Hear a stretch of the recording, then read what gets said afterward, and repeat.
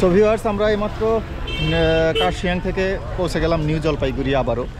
এখন আমরা এখান থেকে টয় ট্রেনে যাব, আর টয় ট্রেনে যাওয়ার আগে যেটা করবো সেটা হচ্ছে আমরা আমাদের মিতালি এক্সপ্রেসের রিটার্ন টিকিটটা এখান থেকে কেটে ফেলবো।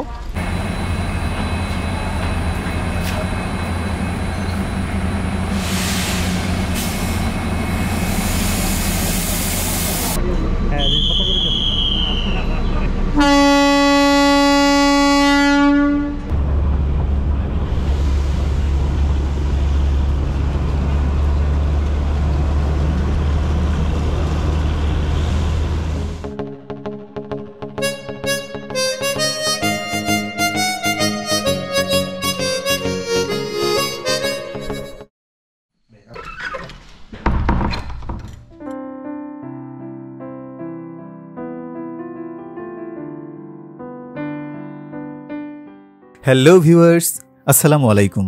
আমি রাজীব ফেরদৌস এবং রান উইথ রাজীবের দার্জিলিং এবং সিকিম সিরিজের তৃতীয় পর্বে আপনাদের আরও একবার স্বাগতম।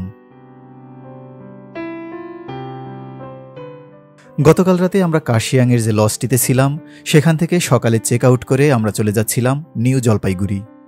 সেখান থেকে টয় ট্রেনে করে আমরা চলে যাব দার্জিলিং। আজকের প্ল্যানটা আমাদের এরকমই ছিল।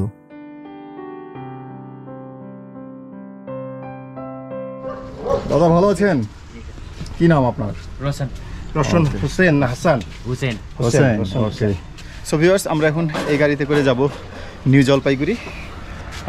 এটা হচ্ছে কার্শিয়াং। আমরা এই যে ওয়েস্ট বেঙ্গল ট্যুরিস্ট লজে ছিলাম রাতে, আপনারা দেখেছেন। এখান থেকে আমরা এখন নিউ জলপাইগুড়ি যাব। এখান থেকে টয় ট্রেনে করে আমরা চলে যাব দার্জিলিং। তো সকাল 7:15টার দিকে আমরা রওনা দিয়ে দিলাম জলপাইগুড়ির উদ্দেশ্যে। শান্ত নিরিবিলি কার্শিয়াং শহরের তখনও ঘুম ভাঙেনি। ল্যান্ড অফ হোয়াইট অর্কিডের দেশ এই কার্শিয়াংকে অল্প সময়ের জন্য ভালোবেসে ফেললাম। দার্জিলিং যাবার পথে একটি রাত এখানে থেকে আমাদের মন ভরেনি। সিদ্ধান্ত নিলাম আবার হয়তো কোনোদিন সাদা অর্কিডের দেশখ্যাত পাহাড়ের এই ছোট্ট সুন্দর শহরটির উদ্দেশ্যেই চলে আসব।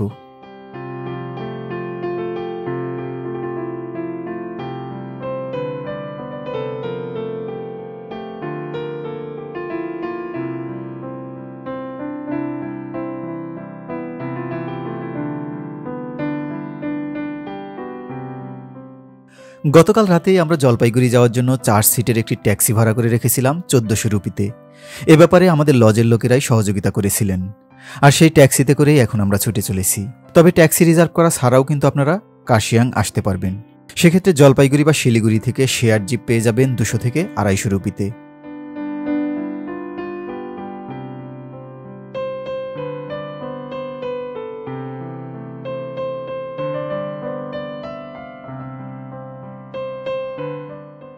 কার্শিয়াং থেকে সকাল 7:15টায় রওনা হয়ে নিউ জলপাইগুড়ি স্টেশনে এসে আমরা পৌঁছলাম 8:40 মিনিটে, মানে প্রায় 1.5 ঘন্টা লাগলো। ততক্ষণে বাইরে এক পশলা বৃষ্টি হয়ে গেছে। নিউ জলপাইগুড়ি স্টেশনে আমাদের 2টি কাজ ছিল। সবার প্রথম কাজটি ছিল ঢাকায় ফেরার জন্য মিতালি এক্সপ্রেসের অগ্রিম টিকিট কেটে রাখা। এরপর সকাল 10টায় দার্জিলিংয়ের জন্য টয় ট্রেন ধরা। তবে টয় ট্রেনের টিকিট কিন্তু আমরা ঢাকা থেকেই অনলাইনে কিনে রেখেছিলাম। কিভাবে করেছিলাম সেটা দেখতে হলে পুরো ভিডিওটি দেখতে থাকুন।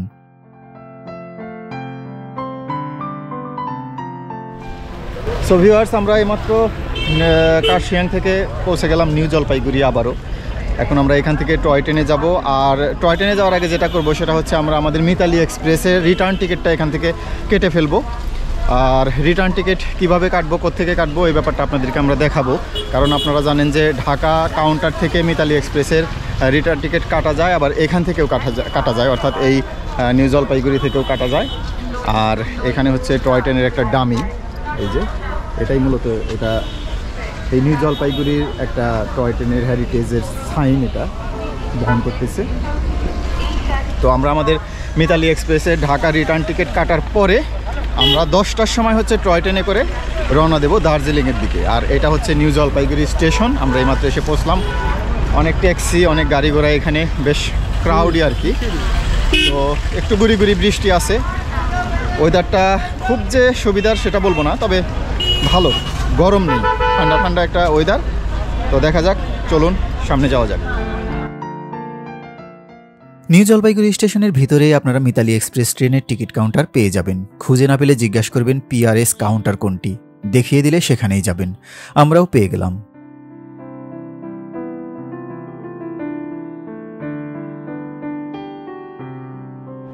নিউ জলপাইগুড়ি স্টেশনে আসার পরে আমরা মিতালি এক্সপ্রেস ট্রেনের যে কাউন্টার সেটা খুঁজে বের করলাম এবং ওইখানে গিয়ে আমরা আমাদের রিটার্ন টিকিটের কথা বললাম, আমরা 7 তারিখে রিটার্ন করব। তো ওইখান থেকে আমাদেরকে একটা করে ফর্ম দেওয়া হলো, এটা পূরণ করে পাসপোর্ট সহ জমা দিলেই এখান থেকে টিকিট দিয়ে দিচ্ছে।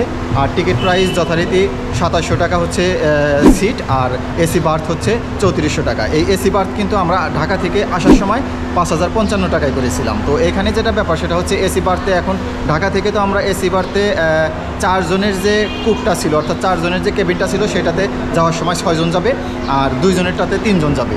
আর একটা ব্যাপার, এখানে 11:30টায় হচ্ছে নিউ জলপাইগুড়ি থেকে ট্রেন ছেড়ে যাবে ঢাকার উদ্দেশ্যে, এবং সপ্তাহে কিন্তু এটা 2 দিন, ঠিক আছে। এটা হচ্ছে আপনার রবিবার এবং বুধবার, এই সপ্তাহে 2টা দিনই নিউ জলপাইগুড়ি থেকে ঢাকার উদ্দেশ্যে ট্রেন ছাড়বে সকাল 11:30টার দিকে। এই ব্যাপারগুলো মনে রাখবেন। আপনারা যদি টিকিট ঢাকা থেকে রিটার্ন নাও কেটে আসেন, তো এখানে এসে কিন্তু এই নিউ জলপাইগুড়ি থেকে কাটতে পারবেন। আর একটা পারবেন হচ্ছে কলকাতার ফেয়ারলি প্লেস থেকে কিন্তু আপনারা এই টিকিট নিতে পারবেন। তো এই ছিল টিকিটের ব্যাপার স্যাপার। এখন আমরা এটা পূরণ করে দিয়ে টিকিট কেটে আমরা চলে যাব টয় ট্রেনে করে দার্জিলিং। সে পর্যন্ত সাথেই থাকুন। বলে রাখা ভালো যে এখান থেকে টিকিট নিতে বেশ অনেকটা সময় লেগে যায়, তাই হাতে কমপক্ষে 1 ঘন্টা সময় নিয়ে টিকিট কাটতে আসাই ভালো। আমাদেরও বেশ সময় লেগে যাওয়ায় আমরা তাড়াহুড়ো করে ছুটলাম টয় ট্রেনের প্ল্যাটফর্মের দিকে। আমরা অনেকটা তাড়াহুড়া করে মিতালি এক্সপ্রেসের টিকিট কাটলাম। টিকিট কেটে আমরা এখন যাচ্ছি টয় ট্রেন ধরতে। 10টায় হচ্ছে আমাদের টয় ট্রেন। আমাদের হাতে সময় খুব কম, কারণ মিতালি এক্সপ্রেসে বেশ অনেকখানি সময় লেগেছে এবং কাউন্টারে যিনি ছিলেন উনি একটু স্লো ছিলেন। আমরা বলার পরে উনি একটু তাড়াহুড়া করে দিয়ে দিছে। তো এখন আমরা যাচ্ছি নিউ জলপাইগুড়ি স্টেশনের যেখানে টয় ট্রেন যেখানে প্ল্যাটফর্মে রাখা আছে সেইখানে। তো সব মিলিয়ে শেষ পর্যন্ত আশা করি ভালো হবে, সব ঠিকঠাক মতোই হবে। চলুন। এই পর্যায়ে আপনাদের বোঝার সুবিধার্থে আমি আবারও বলছি যে আমরা কিন্তু নিউ জলপাইগুড়ি থেকে আমাদের ঢাকায় ফেরার জন্য মিতালি এক্সপ্রেস ট্রেনের টিকিট অগ্রিম কেটে রাখলাম। আর এখন আমরা যাচ্ছি দার্জিলিংয়ের টয় ট্রেন ধরতে, যার টিকিট আমরা বাংলাদেশ থেকে আগেই কেটে রেখেছিলাম। অবশেষে আমরা এসে পৌঁছলাম আমাদের সেই কাঙ্ক্ষিত টয় ট্রেনের প্ল্যাটফর্মে।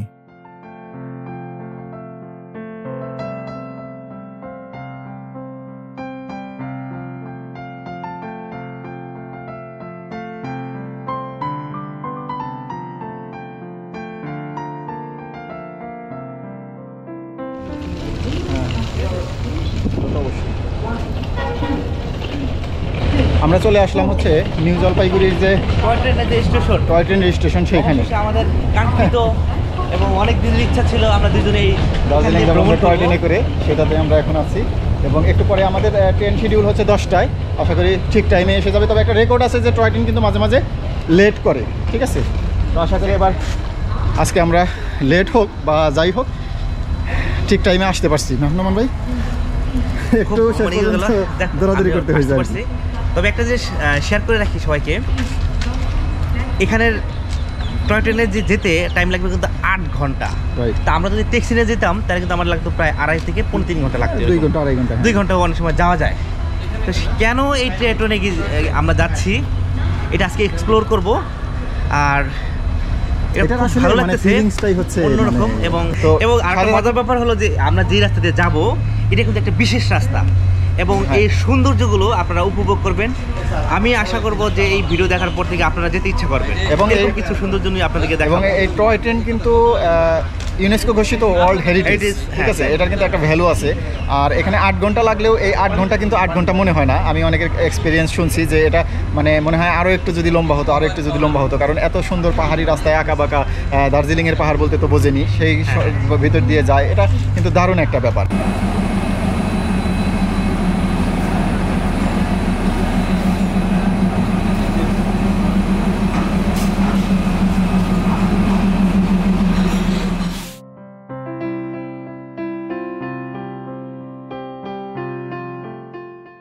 সকাল 10টায় টয় ট্রেন ছাড়ার কথা থাকলেও ট্রেন প্ল্যাটফর্মে এসে ভিড়ল 10:15টায়, মানে ততক্ষণে 15 মিনিট লেট।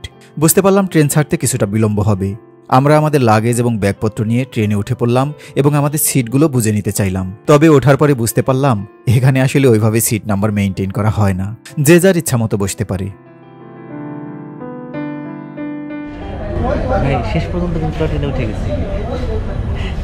শেষ পর্যন্ত টয় ট্রেনে উঠে গেলেন? উঠেই গেল। কোথায় যাচ্ছেন আপনি? একদম সোজা দার্জিলিং। আমি তো বলছি সোজা ঢাকা চলে যাবো। আগে কি ঢাকা যাওয়া যায়? অনেকদিন দারুণ হবে না রমন ভাই? রাজীব ভাই ধামাকা ঠিকই হবে, কারণ এটা আপনি চলে আসেন, আর দেরি করেন না। না না আমি এখনই আসতেছি। হ্যাঁ হ্যাঁ, আর দেরি করা যাবে না, ভিতরে চলে আসেন। তো সাথে থাকুন, দেখতে থাকুন। টয় ট্রেনে করে আমরা যাচ্ছি দার্জিলিং। দারুণ একটা ব্যাপার হবে এবং সমস্ত কিছু আপনাদের সাথে শেয়ার করব, যাতে এই ভিডিও দেখে আপনারা একদম চোখ বন্ধ করে এই ট্রাভেলটা করতে পারেন। যাওয়ার তো আগ্রহ তৈরি করতে হবে, হ্যাঁ, তো সেইভাবে আমরা চেষ্টা করবো আপনাদের সামনে উপস্থাপন করার জন্য, যাতে আপনারা নেক্সট ডে যেন টয় ট্রেনে করে দার্জিলিং যান।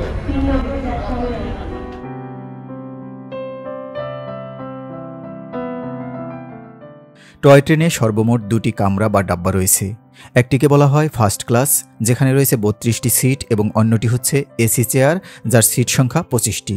আমরা কেটেছিলাম ফার্স্ট ক্লাসের টিকিট, যার মূল্য ছিল জন প্রতি 1400 রুপি, আর এসি চেয়ারের মূল্য জন প্রতি 1500 রুপি। তবে ফার্স্ট ক্লাসের জানলাগুলো খোলা গেলেও এসি চেয়ার কম্পার্টমেন্টের জানলা কিন্তু আপনারা খুলতে পারবেন না, এই বিষয়টা মাথায় রাখবেন।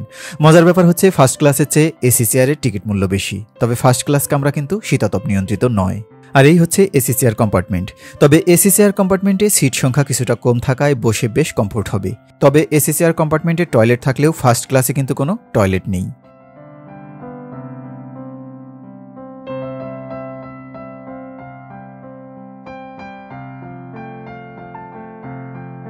আপনার নাম কি দাদা? জয়দেব কুমার ভাই। এখানে আপনি কোন দায়িত্বে আছেন এই ট্রেনে, টয় ট্রেনে? টয় ট্রেনে আমি ফায়ারম্যান টুয়ে আছি। আচ্ছা আচ্ছা, এখন আপনি আমাদেরকে একটু বলেন, আমরা বাংলাদেশ থেকে আসছি, হ্যাঁ, আপনি আমাদেরকে একটু বলেন যে এই যে দুইটা বগি, হ্যাঁ, দুইটা প্ল্যাটফর্মটা ইয়ের, তো এটা হচ্ছে আমরা ফার্স্ট ক্লাসের টিকিট কাটছি, আর ওইটা হচ্ছে আপনি বলতেছেন ভিস্টাডোম, ঠিক আছে? এখন আপনি বলতেছেন ওইটার সাথে এটা ভালো, আমাদেরকে একটু দেখে মনে হয়েছে ওইটা ভালো, কিন্তু আপনি বলতেছেন এটা ভালো, এটার একটু কারণটা বলবেন। ওইটা কারণটা আমরা এই বলবো না, মতলব কারণ তো দেখুন গাড়ি চলছে তো সবই ভালো। আচ্ছা আচ্ছা, কিন্তু এটা মানে পুরোটাই তো ভালো আমরা জানি। ওটা একটু মতলব ওপেন নাই তো, খোলা নাই তো। আচ্ছা আচ্ছা, মানে ভিডিও টিডিও করা একটু জানলা দিয়ে ঠান্ডা বাতাস আসা, হ্যাঁ হ্যাঁ, এটা ন্যাচুরালি সব পাবেন। আর ওইটাতে আপনার আর্টিফিশিয়ালি, অর্থাৎ আমরা যারা ব্লগ করি, ভিডিও বানাই, আমাদের জন্য এটা মনে হয় পারফেক্ট আছে একদম। আচ্ছা ঠিক আছে, এখন গাড়ি চলে আর পাহাড়ে চড়ে না, তো ওই সময় আপনাকে ভালো লাগবে, ও ভাববে কি ওখানে বসতাম তো ভালো লাগবে। আচ্ছা আচ্ছা, সব কিছু দেখতে। আর এখন যে আমরা যাচ্ছি, আমরা কি এইদিকে যাব না এইদিকে যাব? না, আপনারা এইদিকে যাব। মানে ঠিক আছে, আর এটা কতক্ষণ লাগে দাদা যেতে ওইখানে পৌঁছতে? এটা পৌঁছতে আপনার 6টা বাজে যাবে, মানে সন্ধ্যে 6টা বেজে যাবে। দুপুরে খাওয়া দাওয়া তো ফাস্টফুড মিলবে রাস্তাতে, আর কারসাঙ্গে 10 মিনিটের স্টপেজ আছে, ওখানে যদি খাওয়া দাওয়া খাবে, মোমো টমো থাকে তো মনে হয়। আচ্ছা আচ্ছা, এই হচ্ছে আমাদের।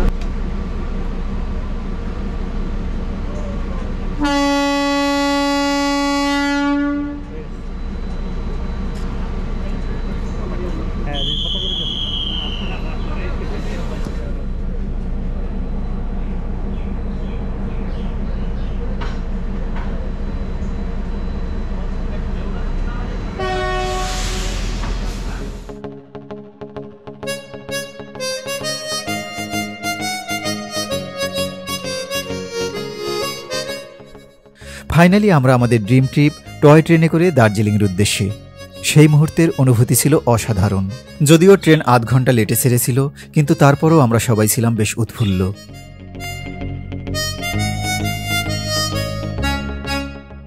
নিউ জলপাইগুড়ির কোলাহল, ঘিঞ্জি বসতি আর লোকালয় ছেড়ে ট্রেন ধীরে ধীরে এগিয়ে যাচ্ছিল।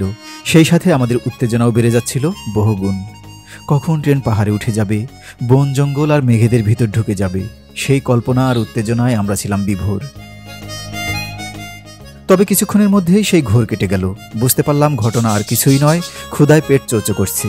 কারণ আমরা সেই সকালে কার্শিয়াং থেকে রওনা হয়ে এখন পর্যন্ত তেমন কিছুই খাইনি। তাই এ পর্যায়ে আমাদের সাথে থাকা খাবারের ঝাঁপিটি খুলে বসলাম। আমরা টয় ট্রেনের ভিতরে এই যে সবাই খাচ্ছি হচ্ছে ডিম, আর ডিম নেই আন্ডা আর হচ্ছে আন্ডা খাচ্ছি, আন্ডা। ঠিক আছে, আমরা কিন্তু খাবার নিয়ে উঠেছি। টয় ট্রেনের যে এই যে দীর্ঘ 8 ঘন্টার যে জার্নি, এখানে কিন্তু থামবে হয়তো বা ওরকম মন মতো খাবার নাও পেতে পারি, এই জন্য আমরা খাবার সাথে নিয়ে এসেছি। দীর্ঘ জার্নি। টয় ট্রেন কিন্তু খেলা ট্রেনের মতোই, হ্যাঁ খেলা ট্রেনের মতো, এটা দৌড়ে ধরা যাবে, ধাক্কা দিলে চলে, আর দৌড়ে ধরতে হবে।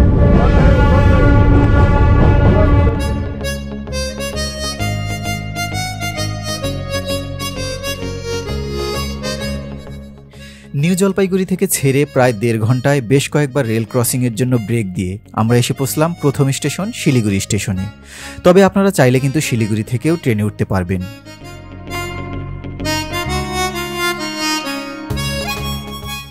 টয় ট্রেনের শিলিগুড়ি স্টেশনটি ছিল ভীষণ সুন্দর এবং আকর্ষণীয়। এখানেই আপনি পেয়ে যাবেন এই ট্রেনটি তার পুরো যাত্রাপথে কয়টি হিল স্টেশনে থামবে তার তালিকা।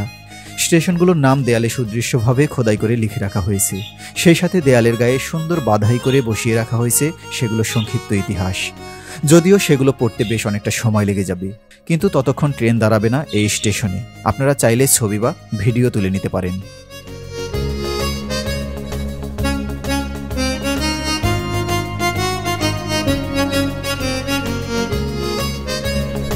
আচ্ছা নমন ভাই, জি ভাইজান, এই যে ট্রেন আপনি বলছিলেন যে একবারে একটানে চলে যাবে, ঠিক আছে, এখন যে দেখতেছি যে এই 2 মিনিট পরে বলে আমরা তো অনেক কিছুই ভাবি, হ্যাঁ, সব ভাবনা যে সঠিক হবে তা তো না ব্যাপারটা। এই টয় ট্রেন এটা এখন বুঝতে হবে। কয়টা বাজে এখন নমন ভাই? এখন বাজে অলমোস্ট প্রায় 12টায়, প্রায় 12 মানে 1.5 ঘন্টা। এখন কয়বার থামছি আমরা? এখন মতো 3বার থামা হয়েছে এবং এখন মতো আমরা শহর থেকেই বেরোতে পারিনি। তবে একটা কথা কি নমন ভাই, এটা শহর থেকে বের হয়ে যখন পাহাড়ের উপরে উঠে যাবে না, মেঘগুলো যখন এই জানলা দিয়ে ভিতরে ঢুকবে, আমরা কিন্তু ওই সময়টা না আমাদের সবকিছু ভুলিয়ে দেবে। এবং হ্যাঁ, এবং অনেকেই বলে যে রাস্তা 8 ঘন্টার রাস্তার পরও আমাদের মনে হলো এত তাড়াতাড়ি শেষ হয়ে গেল, ওইটার কারণেই বলে, কারণ সেই রাস্তার অপেক্ষায় তো বসে আছি। এখানে একটু গরমও আছে আমাদের, এই জন্য একটু সাফোকেশন হচ্ছে। যদিও আমরা খোলাটাতে নিছি, ওটা এসি অবশ্য, কিন্তু এসিতে একটা প্রবলেম ছিল, সেটা ভিডিও করা যাবে না, এরকম জানালা নাই, যেরকম যে আমি বের হয়ে এই করবো এরকম কিন্তু কোনো বিষয়টা নাই। তো সেক্ষেত্রে আমি রিকমেন্ড করবো যে এই নন এসি এটাতে আপনারা আসবেন, সেক্ষেত্রে খুব ভালোভাবে পরিবেশটা দেখতে পারবেন, এনজয় করতে পারবেন।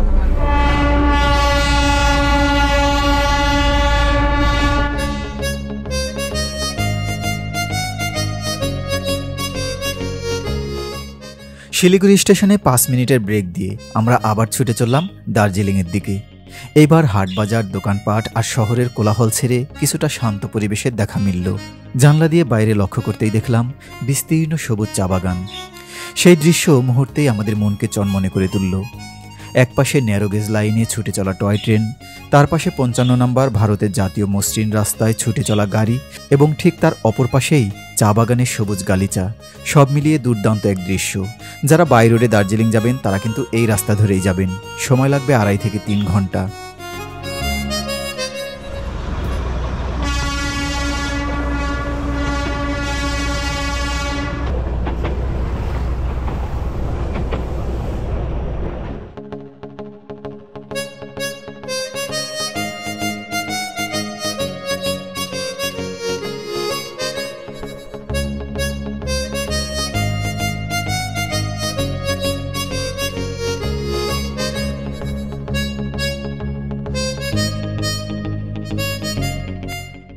আমরা এবার এসে পৌঁছলাম আমাদের তৃতীয় স্টেশন শুকনা স্টেশনে।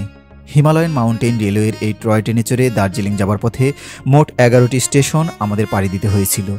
বলতে দ্বিধা নেই, প্রত্যেকটি স্টেশন ছিল ভীষণ সুন্দর এবং পরিচ্ছন্ন। ব্রিটিশদের হাতে গড়া ছোট্ট সুন্দর এই স্টেশনগুলোতে ছিল আর্কিটেকচারালগতভাবেই পাশ্চাত্যের ছোঁয়া।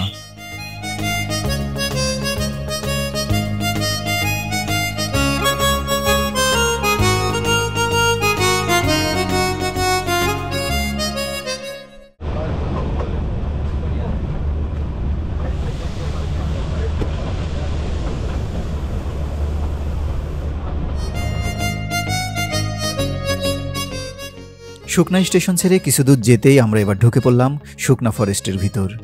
ঘন জঙ্গলের সেই রাস্তা ধরে যেতে যেতে বেশ গা ছমছম করছিল। জানতে পারলাম ভাগ্য ভালো হলে এই বনের ভিতর নাকি হরিণ, ময়ূর এসব দেখা যায়। তবে আমাদের ভাগ্য ততটা ভালো ছিল না। তবে হরিণ, ময়ূর দেখতে না পারলেও প্রাকৃতিক সৌন্দর্যের যে বিস্ময় সাথে করে নিয়ে আমরা এগিয়ে যাচ্ছিলাম হিমালয়ের দিকে, সেই অনুভূতি ভুলিয়ে দিল আর সব না পাওয়ার দুঃখ।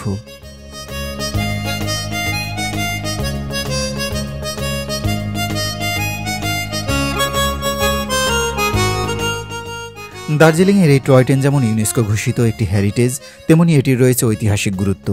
স্বয়ং রবীন্দ্রনাথ ঠাকুর এই টয় ট্রেনে চড়েই কিন্তু প্রথমবার দার্জিলিং গিয়েছিলেন। 1969 সালে বলিউডের বিখ্যাত মুভি আরাধনার একটি গানের শুটিং হয়েছিল এই টয় ট্রেনেই। যেখানে নায়ক হিসেবে ছিলেন রাজেশ খান্না এবং নায়িকা ছিলেন শর্মিলা ঠাকুর।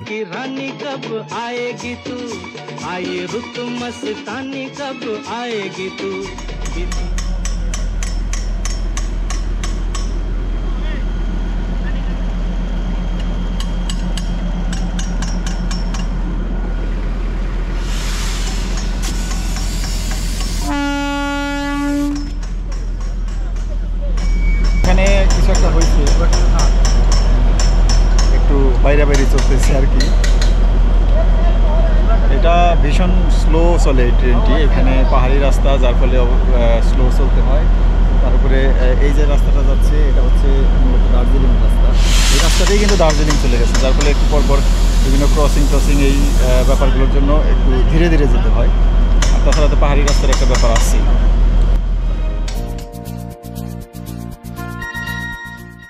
সামান্য কিছু যান্ত্রিক ত্রুটি কাটিয়ে আমরা আবার দার্জিলিংয়ের পথে।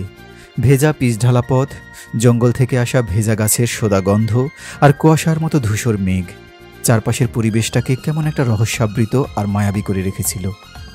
মায়াময় সেই পথ ধরে যতই এগিয়ে যাচ্ছিলাম, বিস্ময় যেন ততই বেড়ে যাচ্ছিল।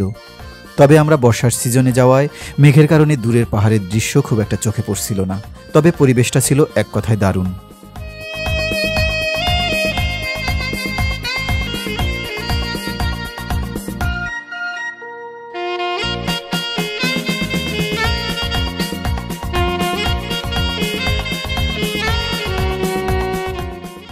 দার্জিলিং টয় ট্রেনের একটি বিশেষত্ব হলো জিগজাগ বা জেড রিভার্স সিস্টেম। এই সিস্টেমে ট্রেন কিছুটা পিছনের দিকে গিয়ে তারপর সামনের পাহাড়ে ওঠার চেষ্টা করে, আর সেই সময় ট্রেন তার লাইনও চেঞ্জ করে ফেলে। এরকম জেড রিভার্স সিস্টেম এই পুরো যাত্রাপথে মোট 6টি জায়গায় আছে। এখন আমরা প্রথমবারের মতো জেড রিভার্স সিস্টেমের মুখোমুখি হলাম।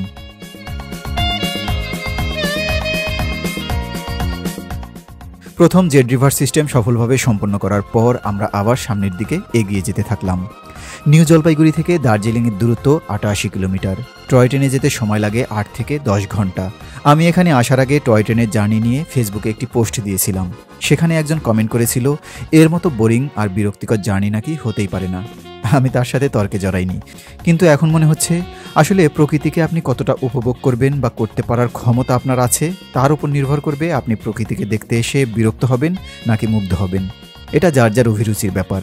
এই যেমন আমার এক মুহূর্তের জন্যও মনে হচ্ছে না এই পথ সামান্যতম বিরক্তিকর হতে পারে।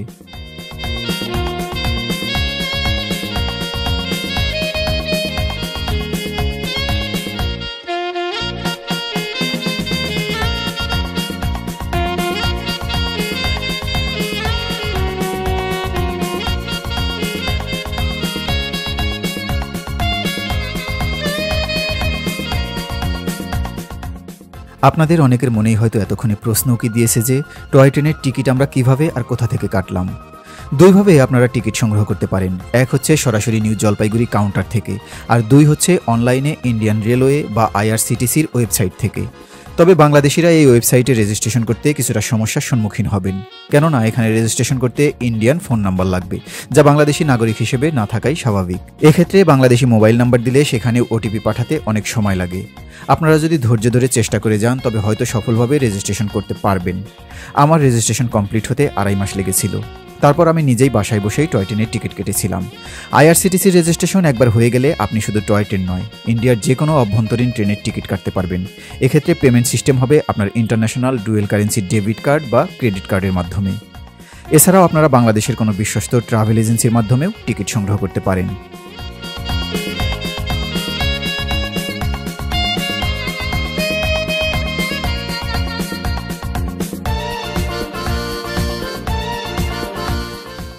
আর আমরা এখন যে জায়গাটিতে এলাম তার নাম তিনধারিয়া স্টেশন। এখানেই আমাদের সাথে দার্জিলিং থেকে নিউ জলপাইগুড়িগামী টয় ট্রেনের ক্রসিং হয়ে গেল। এখানে আমাদের ট্রেন কিছুক্ষণ থামলো, আর সেই ফাঁকে আমরা কিছু খেয়ে নেওয়ার চেষ্টা করলাম। ভেজ চাউমিন দিদি কিতনা রুপি? Veg chowmein 50 rupee. देखो मैंने वेज चिकन वेज चाउमीन दीजिए भैया वेज चाउमीन।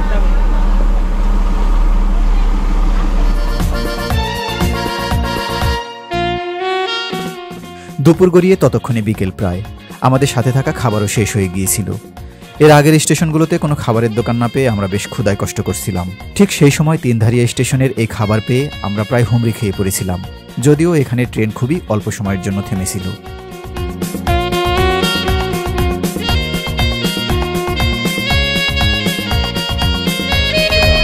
ভাই কি অবস্থা বলেন তো? 50 টাকা চাউমিন নিলাম, বাট ভেজিটেবল চাউমিন আর কি।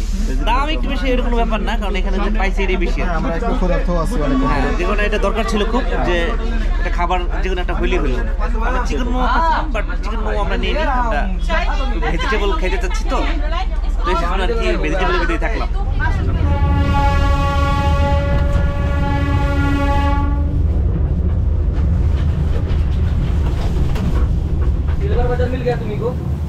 এই মেঘলা দিনে একলা ঘরে থাকে না তোমার, কাছে যাবো কবে পাবো ওগো তোমার নিমন্ত্রণ। এই মেঘলা দিনে একলা ঘরে থাকে না তোমার, কাছে যাবো কবে পাবো ওগো তোমার নিমন্ত্রণ।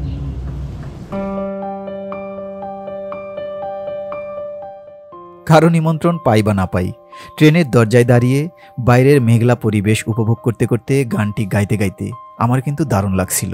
বাইরে তখন গুড়ি গুড়ি বৃষ্টি হচ্ছিল। এক জীবনে শুধু এই রকম কিছু মুহূর্ত, এই রকম কিছু উপলব্ধির জন্যই আমি বারবার পাহাড়ে ছুটে আসতে চাই। হ্যাঁ, বারবার। ট্রেন কিন্তু শুধু ছুটেই চলেছে, ছুটেই চলেছে, ছুটেই চলেছে, থামাথামের কোনো নামগন্ধ নাই। পাহাড়, পর্বত, মেঘ, লোকালয় সব কিছু ভেদ করে শুধু সামনের দিকেই চলে যাচ্ছি আমরা। আজকে একটু ওয়েদারটা একটু ফগি ওয়েদারের কারণে ট্রেনটা একটু লেট হয়েছে, তাছাড়া যাচ্ছেও একটু ধীরে ধীরে, কারণ বৃষ্টির কারণে, বৃষ্টিও আছে, হালকা বৃষ্টিও আছে। বৃষ্টির কারণে একটু যে র্যাকটা আছে অর্থাৎ লাইন আছে ট্রেনের, ওইটাও একটু পিচ্ছিল।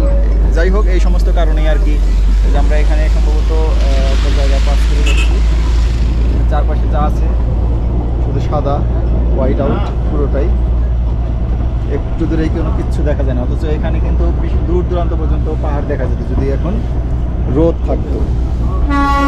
তারপরেও খুব দারুণ লাগতেছে, এটা সত্যি ভিন্ন একটা অনুভূতি, ভিন্ন একটা এক্সপিরিয়েন্স আমার জন্য। বেসিক্যালি সাথে থাকুন।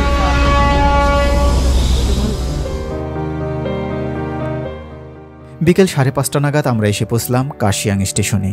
ততক্ষণে আমাদের 2 ঘন্টা লেট, অর্থাৎ এখানে এসে পৌঁছার টাইম ছিল বিকেল 3টা। কাশিয়াং নামটি নিশ্চয়ই আপনাদের পরিচিত মনে হচ্ছে। জি ভিউয়ার্স, এটিই সেই কাশিয়াং যেখানে আমরা প্রথম দিন জলপাইগুড়ি থেকে ট্যাক্সিতে এসে এক রাত থেকেছিলাম এবং পরদিন অর্থাৎ আজ আবার জলপাইগুড়ি গিয়ে টয় ট্রেনে দার্জিলিংয়ের দিকে রওনা হয়েছি।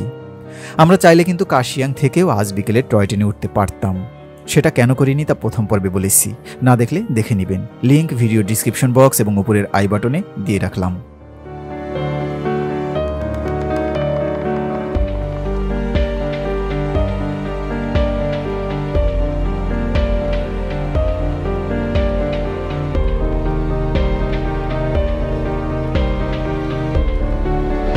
তো আমরা সকাল 10:30টায় নিউ জলপাইগুড়ি থেকে রওনা দিয়েছিলাম না নোমান ভাই? আমার নোমান ভাই বাসা হারিয়ে ফেলছে। 10:30টায় মাত্র আসছে কাশিয়াং। এখনো 50% রাস্তা আমাদের পরে আছে। আসলে এত ঘন্টা গেছিলাম নোমান ভাই, এত সময় কিন্তু আসলেই লাগে না। আমি যে বিভিন্ন ভিডিও দেখছি এত সময় লাগে না। আজকে তো ফগি ওয়েদারের কারণে ট্রেন আসলে ঠিক মতো চলতে পারতেছে না। আর দ্বিতীয় কথা হচ্ছে যে আজকে বৃষ্টিও আছে, তো এই সমস্ত কারণে না ট্রেন মানে 2-3 ঘন্টা লেট হয়েছে। না হলে আমরা 5টা-6টার দিকে আমরা দার্জিলিংয়ে পৌঁছে যাওয়ার কথা। তো যাই হোক, এখন তো আর কিছু করার নাই, এভাবেই যাচ্ছি। একটা নতুন এক্সপিরিয়েন্স, নতুন অনুভূতি, সব কিছু মিলিয়ে কিন্তু আমার কাছে ভালোই লাগতেছে। কাশিয়াং স্টেশনের রাস্তার পাশেই কিছু ছোট ছোট দোকান ছিল। আমরা সেখানে নেমে মোমো কিনে নিতে চাইলাম। শুনেছি এখানকার মোমো নাকি অনেক মজার। মোমো হবে? মোমো হবে হ্যাঁ হবে। কি মোমো আছে? ভেজ মোমো মোমো আছে। কত করে? 50 টাকা। কয় পিস? 50 টাকায় 8 পিস দিন তো আমাদেরকে একটু তাড়াতাড়ি, আমাদের ট্রেন আছে। হ্যাঁ না, আমরা নিয়ে যাবো, আমরা নিয়ে যাবো, প্যাক করে দেন একটু তাড়াতাড়ি। হ্যাঁ বানানো নেই। না না না, সব রেডি। বানানোই তো, যে এখান থেকে খালি করে দেবে, স্টিম করে দেবে।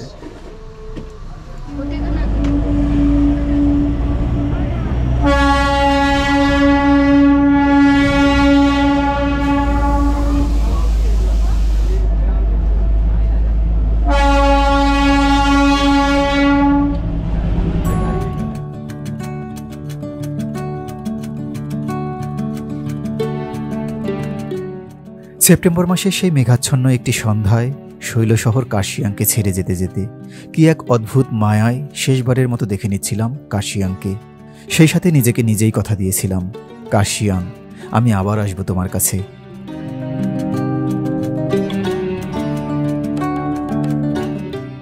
এর বেশ কিছুক্ষণ পর পাহাড়ে ঝুপ করে রাত নেমে এলো। আমি কখন যে ঘুমিয়ে পড়েছিলাম নিজেই জানি না। যখন ঘুম ভাঙে তখন শুনতে পাই আমরা বাতাসিয়া লোক পার হচ্ছি, তার মানে আমরা দার্জিলিং এসে গেছি। কিন্তু দুঃখের বিষয়, বাইরে ঘন মেঘ এবং অন্ধকারের কারণে ক্যামেরায় তেমন কিছুই ধরা পড়েনি।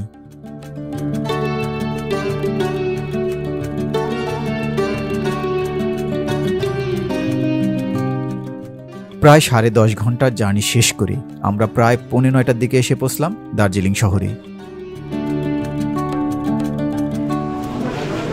ভাই, আপনার সংক্ষেপে একটু অভিজ্ঞতাটা বলেন না। ওই যে প্রথমেই বলবো যে আলহামদুলিল্লাহ যে আমরা অলমোস্ট 11 ঘন্টা আমাদের সময় লাগলো। সব মিলিয়ে হচ্ছে গিয়ে 74.9 কিলো, মানে 75 কিলোমিটার। 75 কিলোমিটার পথ আসতে গিয়ে আমাদের অলমোস্ট 11 ঘন্টা। তারপর আল্লাহ শুকরিয়া আদায় করছি আলহামদুলিল্লাহ। কিন্তু খুবই অ্যাডভেঞ্চার একটা বলা যায় যে ট্যুর হলো, জার্নি হলো। কারণ হচ্ছে গিয়ে পাহাড়, বন, রাস্তা, তার লোকালয়, হ্যাঁ, মেঘ, এই সব কিছুর মধ্যে দিয়ে আমরা চলে আসলাম আমাদের গন্তব্যে দার্জিলিংয়ে। ভালো লাগলো। তারপরও বলবো যে কিছু এই জায়গায় ত্রুটি যেটা চোখে পড়ার মতো, সেটা হচ্ছে গিয়ে যেহেতু কোনো রকম এখানে খাবারের অ্যারেঞ্জমেন্ট নেই, কোনো ক্যান্টিন অথবা হচ্ছে গিয়ে টয়লেটের অ্যারেঞ্জমেন্ট নেই, একটা বগিতে আছে আর একটা বগিতে নেই। এই জিনিসগুলোর কারণে কিছুটা সমস্যা, but everything is okay. Thank you. তো ভাইয়া फिर मिलेंगे चलते चलते।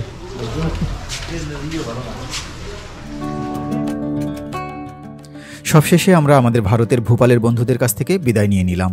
এই পুরো জার্নিতে আমরা একই কামরায় ছিলাম, তাই অল্প সময়েই বেশ ভালো একটা বন্ধুত্ব হয়ে উঠেছিল।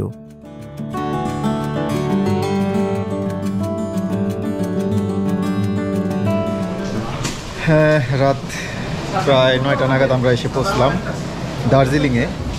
অলমোস্ট 11 ঘন্টার একটি জার্নি। ভালো মন্দ মিলিয়ে আসলে অভিজ্ঞতা আপনাদের সাথে যতটুকু পারি শেয়ার করেছি।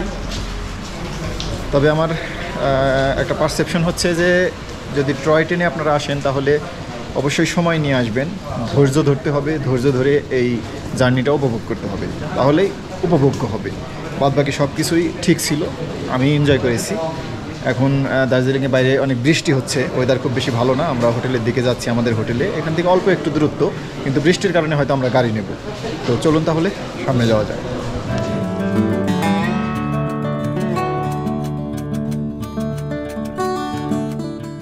পুরো দার্জিলিং শহর তখন বৃষ্টিতে ভিজছিল।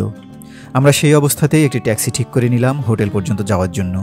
বৃষ্টি না হলে হয়তো হেঁটেই যেতে পারতাম, কারণ আমাদের হোটেলটি ছিল স্টেশনের খুব কাছেই।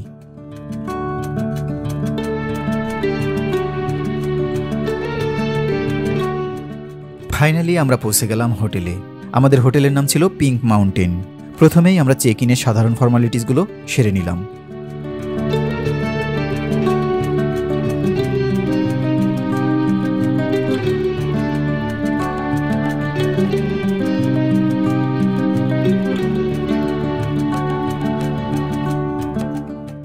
রুমে যাওয়ার আগেই আমরা হোটেলের লবিতে বসেই আমাদের রাতের খাবারের অর্ডার করে দিলাম।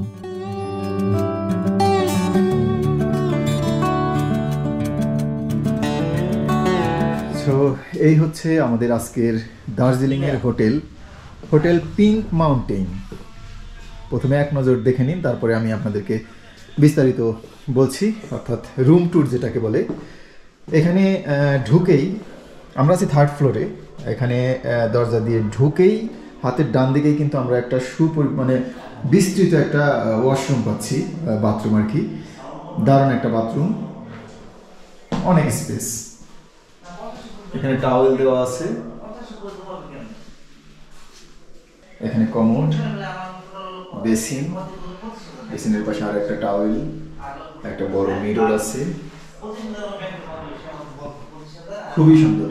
ওয়াশরুমটা আমার খুবই পছন্দ হয়েছে এবং এটার যে স্পেস দারুণ, দুর্দান্ত। তারপরে ঢুকেই কিন্তু হাতের বাম পাশে আর একটা বিশাল বড় মিরর, ঠিক আছে, একদম পা থেকে মাথা পর্যন্ত আপনি যদি নিজেকে দেখতে চান তাহলে হচ্ছে এই মিররটা। এরপরে হাতের ডান দিকে আছে হচ্ছে এখানে লাগেজ রাখার মতো প্রচুর জায়গা আছে, একটা র্যাক দেওয়া হয়েছে, আর এখানে আছে একটা আলমারি। আলমারিটা বেশ ভালোই বড়, এখানে কম্বল রাখা আছে, হ্যাঙ্গার আছে, এখানে আছে ইন্টারকম, কিছু ড্রয়ার আছে, আর এই হচ্ছে বেড। বেডটা কিন্তু বেশ বড়, দুজন থাকার জন্য যথেষ্ট, তিনজনও থাকা যাবে আমার মনে হচ্ছে। এখানে দুটা সোফা আছে, একটা টি টেবিল আছে, আর এইখানে কিছু কমপ্লিমেন্টারি আছে, একটা ইলেকট্রিক কেটলি আছে, দুটো মগ আছে চা খাওয়ার জন্য বা কফি খাওয়ার জন্য, আর এখানে যে চা কফির যে ইনগ্রিডিয়েন্টস সেগুলো রাখা আছে, দুটা গ্লাস আছে, 2 বোতল পানি আছে। এই হচ্ছে ব্যাপার। আর এখানে একটা এলসিডি মনিটর টিভি আছে, ইলেকট্রিক পয়েন্ট সবই আছে। আর এইখানে হচ্ছে খেলাটা হবে, এখানে আপনারা হয়তো এখন রাতে বোঝা যাচ্ছে না, এখানে একটা গ্লাস দেওয়া আছে এবং এই সামনের সাইডটা হচ্ছে ভিউ। এখান দিয়ে আমি আশা করি সকালবেলা আমরা, এই যে আমি একটা জানালা, ওয়াও ওয়াও, এইটা দুর্দান্ত হবে সকালবেলা, মানে সামনের অংশটা একদম খোলা, কোনো ব্যারিয়ার নাই, কোনো বিল্ডিং নাই, কোনো কিচ্ছু নাই। আমার মানে এখান থেকে আমরা কাঞ্চনজঙ্ঘাটা দেখতে পারবো আগামীকাল সকালে, যদি ওয়েদার ভালো থাকে। আর ওয়েদার ভালো না থাকলে তো কপাল খারাপ, দেখাতে পারবো না। তো রুমটা দারুণ, হোটেল পিঙ্ক মাউন্টেন, এই দার্জিলিংয়ের গান্ধী রোডে, এটা দারুণ, আমার পছন্দ হয়েছে এই হোটেলটা। আশা করি যে 2টা রাত আমরা এখানে থাকবো খুবই ভালো কাটবে এবং হোটেল থেকে আমরা ভাগ্য ভালো হলে কাঞ্চনজঙ্ঘা দেখে ফেলবো ইনশাল্লাহ। তো এখন আমরা যাব হচ্ছে ডিনার করতে, কারণ অলরেডি 10টা বেজে গেছে, হোটেলের কিচেনও বন্ধ হয়ে গেছে, আমাদের জন্য ওনারা ওয়েট করতেছিল। ওনাদের ব্যবহার খুবই ভালো লাগছে, ঢোকার সাথে সাথে খুবই আন্তরিকভাবে আমাদেরকে ওনারা গ্রহণ করছে, খুব ভালোভাবে সমস্ত ফর্মালিটিস আমরা কমপ্লিট করছি ওনাদের সহযোগিতায়। এখন আমরা যাচ্ছি ডিনার করতে, ডিনার শেষ করে এসেই ঘুমিয়ে পড়বো। আজকে আর কোনো কিছু আপনাদেরকে দেখাবো না, প্রচণ্ড ক্লান্ত। কালকে সকাল থেকে আমাদের দার্জিলিং ট্যুর শুরু হবে, সেই পর্যন্ত সাথে থাকুন, দেখতে থাকুন।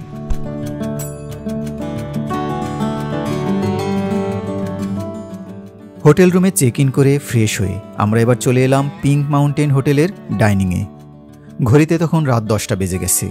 সেই সময় আমরা বাইরে কোনো রেস্টুরেন্টও খোলা পেতাম না, তাছাড়া বাইরে অনেক বৃষ্টি হওয়ায় বাইরে যাওয়াও সম্ভব ছিল না। কিন্তু দুঃখের বিষয় হচ্ছে ক্যামেরায় হঠাৎ করেই চার্জ শেষ হয়ে যাওয়ায় খাবারের পর্বটি দেখাতে পারলাম না। তবে খাবার ছিল দুর্দান্ত, প্রাইসও খুবই রিজনেবল ছিল, সেই সাথে পরিবেশ ছিল চমৎকার।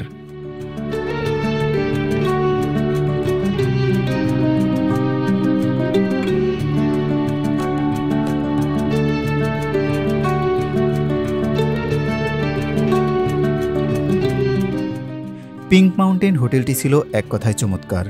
রুম ভাড়া ছিল 2000 রুপি করে প্রতি রাত, তবে সিজনে আরও একটু বাড়তে পারে।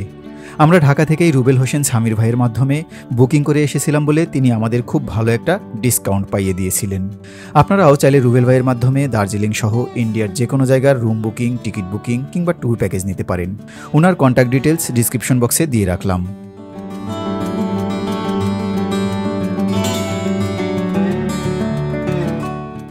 সো ভিউয়ার্স, আপনারা দেখতে থাকুন, আর এই ফাঁকে আমি রাজীব ফেরদৌস আজকের মতো বিদায় নিয়ে নিচ্ছি। দেখা হবে আগামী পর্বে দার্জিলিংয়ের আরও চমক নিয়ে। আমার চ্যানেলের ভিডিওগুলো যদি আপনাদের ভালো লেগে থাকে তাহলে চ্যানেলটি সাবস্ক্রাইব করে পাশে থাকা বেল আইকনটি প্রেস করে রাখবেন। পরিশেষে বলতে চাই, ভ্রমণ আমাদের বাস্তবতার নিরিখে অনেক কিছুই শিক্ষা দেয়, তার মধ্যে সবথেকে বড় শিক্ষা হচ্ছে বিনয়। মনে রাখবেন, বইয়ে কেবল আপনি বিনয়ের সংজ্ঞা পাবেন, আর ভ্রমণে এসে তা আপনি আয়ত্ত করবেন। ভালো থাকবেন ভিউয়ার্স, সুস্থ থাকবেন, আল্লাহ হাফেজ। যদি কোনোদিন আমার পাখি আমায় ফেলে উড়ে চলে যায়, আমরা একটা সমস্যায় পড়ছি। সেটা হচ্ছে গতকালকে আমরা যখন টয় ট্রেন থেকে দার্জিলিং এসে রাতে নামছি, তখন আমাদের সমস্ত ব্যাগপত্র সব কিছুই আমরা সাথে নিছি, বাট আমার যে ড্রোনের যে ব্যাগটা ছিল, ড্রোনের ব্যাগটা ভুলবশত ট্রেনে রেখে নেমে গেছি। তো এই জন্য আমরা দ্রুত টয় ট্রেনের যে কাউন্টার আছে স্টেশন, ওইখানে যাচ্ছি কমপ্লেনটা করতে। ड्रोन किसका है? আমার ড্রোন क्या प्रूफ है आपका ड्रोन है? बताइए।